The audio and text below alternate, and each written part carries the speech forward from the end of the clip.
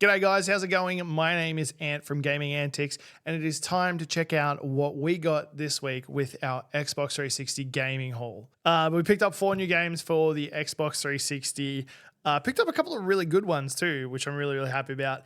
I got 2 new ones and then 2 to replace the ones that we have to replace. So pretty good haul in my opinion, and they're pretty good games as well. So without further ado, let's jump in and see what we picked up this week. So first up on the list, we've got The Lord of the Rings, The Battle for Middle-earth 2. Now, I haven't got The Battle for Middle-earth 1. I'm not even sure if it's on the Xbox 360 or not, but Lord of the Rings games are fantastic. I absolutely love them. All of Middle-earth at your command. New intuitive control system. Take command over the massive armies of Middle-earth from the comfort of your living room. The glory of Middle-earth in HD. Relive the legendary battles from the books and films in breathtaking cinematic detail that takes full advantage of Xbox 360's HD capabilities. The war rages online. Combat friends and conquer Middle-earth with 4 exclusive multiplayer options. So it looks to be an RTS by the looks of it. We have pretty clean disc, which is good because I did pay a little bit more than I'm used to for this one. We paid $8. We've got a receipt too.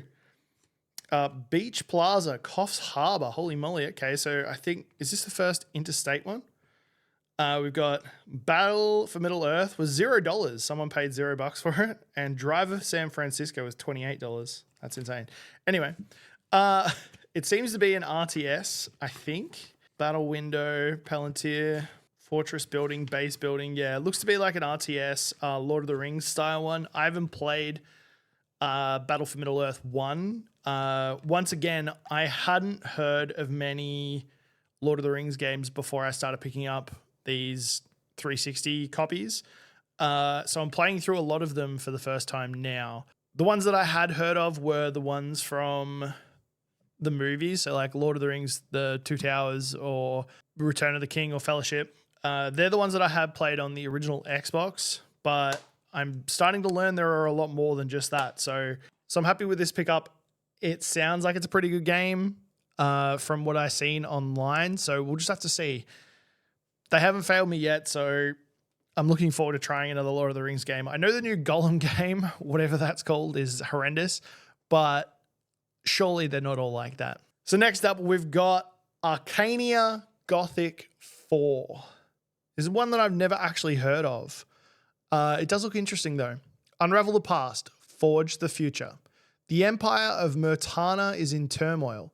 The power-mad king has set out to conquer the southern islands no matter the cost. In these troubled times, you suddenly find yourself in the middle of a civil unrest and war, all centered around a mysterious ancient power. Through turn of fate, you have been granted the first insights into the source of this power, but what do you do now? Action-orientated combat system featuring a flexible moveset and deep tactical fights. Unique characters will guide you through an epic story which will keep you hooked from beginning to end. A living, breathing medieval world set in a distinctive Gothic atmosphere coming to life with cutting-edge graphics.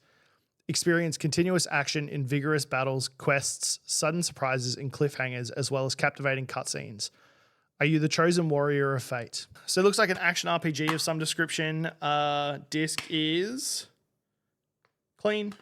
I don't know much about this. Once again, this is another one that I've never ever heard of. Arcania. It's got a big, thick book. Yeah, so it looks like an action RPG or an RPG of some description. We've got a Gothic setting, which is really cool. We've got quick slot bars, attributes of the hero, inventory, quest book. Yeah, so like I don't want to say it, but like Skyrim style game. You go on quest, a story from the cleaved maiden. If only they'd been strangled, the lot of them. Oh wow, okay, that's interesting. Looks interesting. Never ever played it before.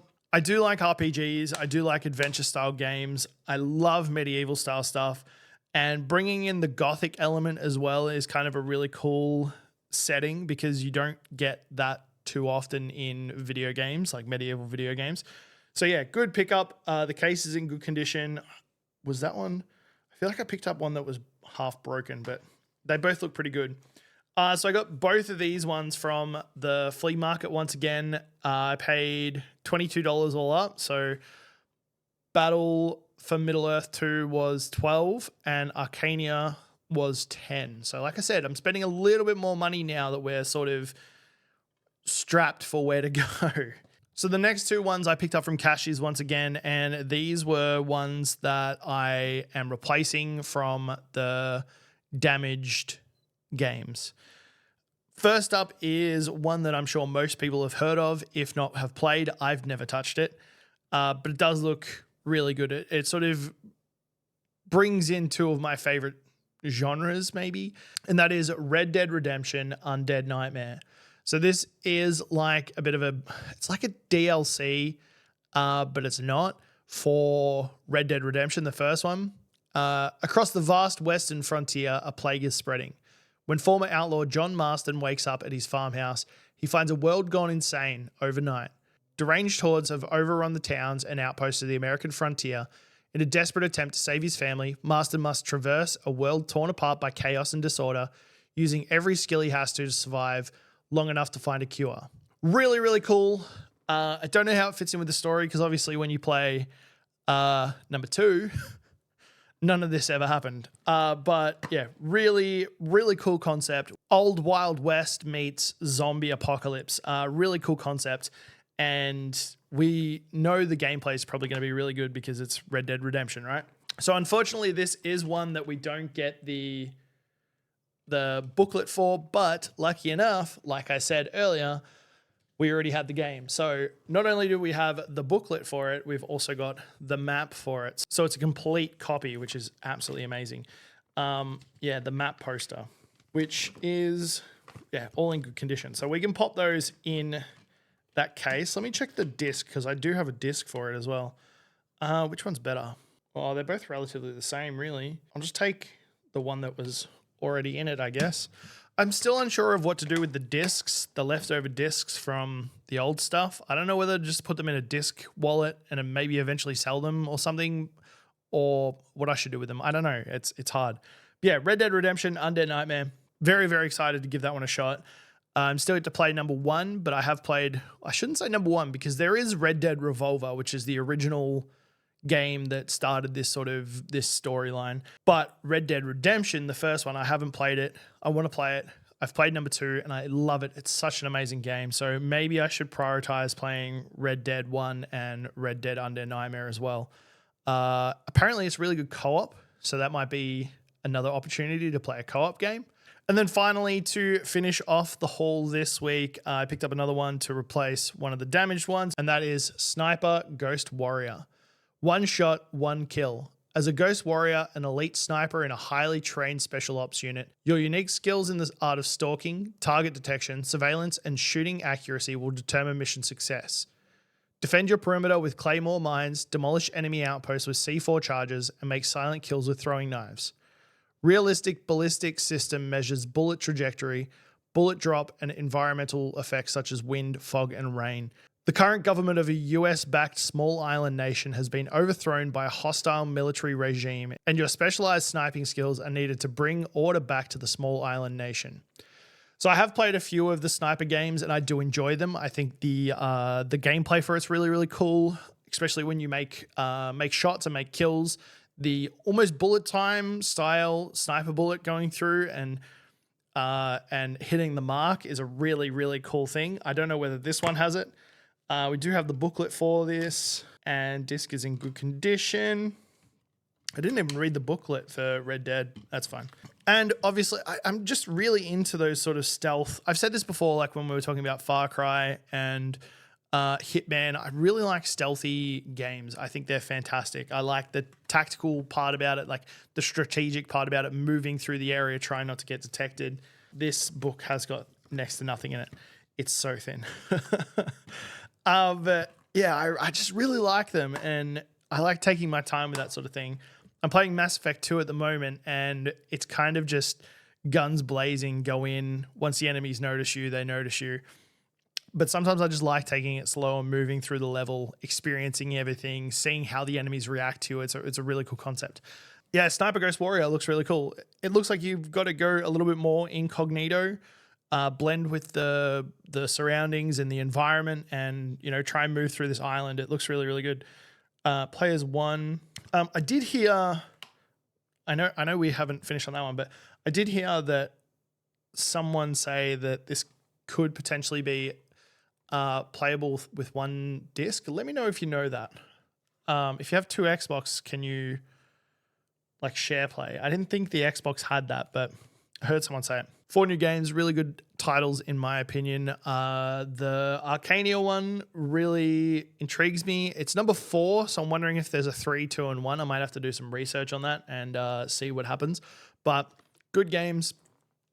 Happy to add them to the collection. Once again, we're going to head over to Sheets, mark them off. I would like to do a total tally and see how many games we've got now, because we should be approaching 200. I was putting the number of the games in the video, but then I missed 2 of them and I forgot where I was up to. So I'll check to see how many games we've got and we'll be right back. Okay, so after adding these 4 games in, it looks like we've got 178 games in the collection. So we're 22 shy of 200, but the collection's going up quite quickly. It wasn't that long ago that we did the 150 sort of milestone for that amount. So another 28 games in such a short amount of time is awesome. That does come from that 12 block that I got last week. But yeah, really happy with how the game collection is progressing. It's really cool, and I'm finding new games every single week, and that's just amazing. One thing I did notice there was that Arcania has got one other game on the 360 called Arcania: The Complete Tale. Don't know anything about it. So there's only one other. And the Lord of the Rings one didn't have the Battle for Middle-earth one on the 360. So I don't know what that's on. Maybe it's on the original Xbox. Maybe it's on the PC. I'm not 100% sure, but definitely one that I want to look into. So we got some good games there. Really good haul this week. I'm really happy with that. 178. That's awesome. We're getting there. We're getting there. Still got like another 2,000 to go. But anyway, we're getting there. All right. So for the question of the week this week, I wanted to talk about something that has come up a lot recently, especially with the Switch 2 releasing, and that is physical media still worth collecting in 2025, or still worth it in general?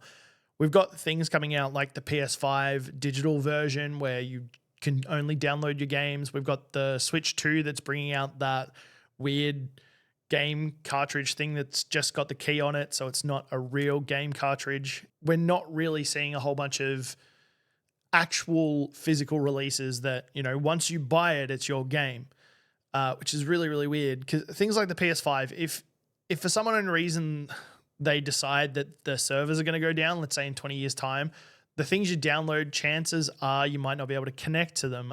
We've seen that with a couple of other games recently, is once the servers die, the game kind of dies. It's very unfortunate.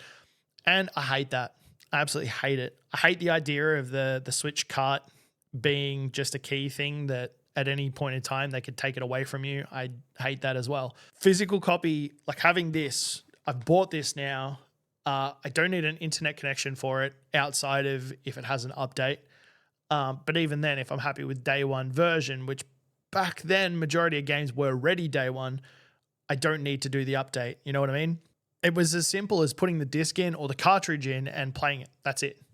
That's all you needed, really. And I like that fact. I like that once I've got it, I've got it. One thing I spoke to a friend about recently was what happens if they decide that when you sell your Switch, let's say, for instance, the games that you bought on it are no longer a part of it. So you might sell your Switch and then sell it to someone with the games, and they decide, you know what? No, this new person has to buy all the games again.